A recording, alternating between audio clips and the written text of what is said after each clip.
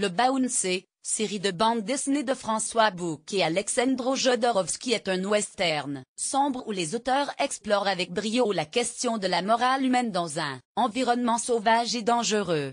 Bouncé, Jodorowsky et Bouc, les humanoïdes associés Glénat Lacaze, BD, chaque week-end. Retrouvez notre rendez-vous BD.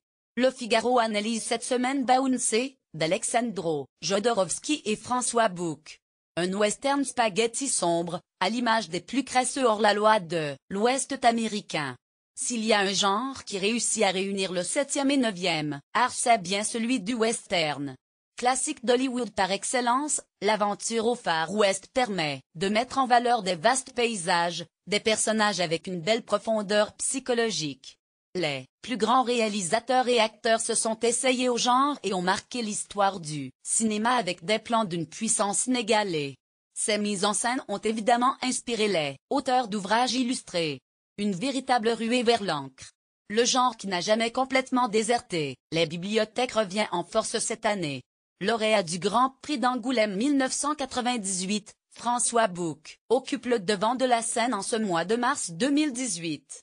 Non content de publier avec Alexandre Jodorowsky, le 11e tome de la série Bouncé, 2 expositions lui sont, en ce moment, consacrées.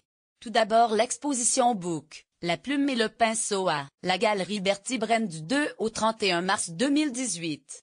Mais aussi une rétrospective Bouncé à la galerie Glénat, du 14 mars au 3 avril 2018. Occasion idéale pour le Figaro, de se replonger avec délectation dans la série Bouncé. La case BD, cette case tirée de la 32e planche du premier volume de la saga du Bouncé, est un clin d'œil appuyé au film de western.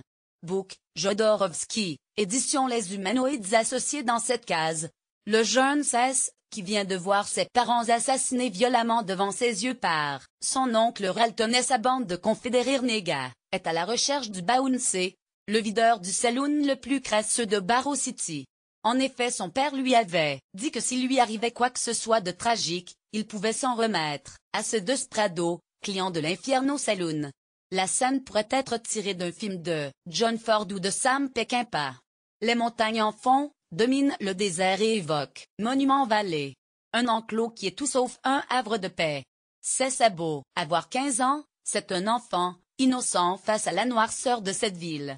Sa tenue, casquette et short, mettent en avant cette candeur et en font une 3D, plus facile à repérer pour tous les malfrats locaux. Au centre de la case, l'entrée du saloon est en corrélation avec son nom l'Inferno. Et le feu qui brille en son sein rappelle sans équivoque le foyer des amphires, un feu qui brûle autant que celui du soleil. Le saloon est estampillé lieu de débauche, de tentation.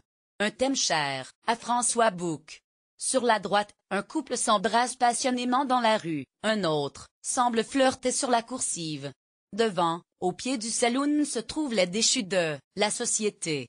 Ils n'ont même pas droit à leur part d'enfer. À gauche, une personne semble uriner à côté de l'abreuvoir tandis qu'à droite des escaliers, un pauvre air semble trop chou pour tenir droit ou même se lever. Alors qu'il monte les marchants, direction du saloon, un homme à la main droite posée sur sa ceinture, prêt à dégainer son revolver. Conscient des dangers qu'abrite cet antre démoniaque. À lire, Bouncé, Jodorowsky et Bouc, tome 1 à 7, Les humanoïdes associés, 14,50 € Bouncé, Jodorowsky et Bouc, tome 8 à 11, Glénat, 15,50 € à voir, Bouc, La plume et le pinceau à la galerie, Bertie Braine, 91 rue Saint-Honoré, 75 001 Paris, du 2 au 31 mars 2018. Bouc, rétrospective, Bouncé à la galerie Glénat, 22 rue de Picardie, 75 003 Paris, du 14 mars au 3 avril 2018. Service, découvrez les premières pages de Bouncé avec notre partenaire Isneo.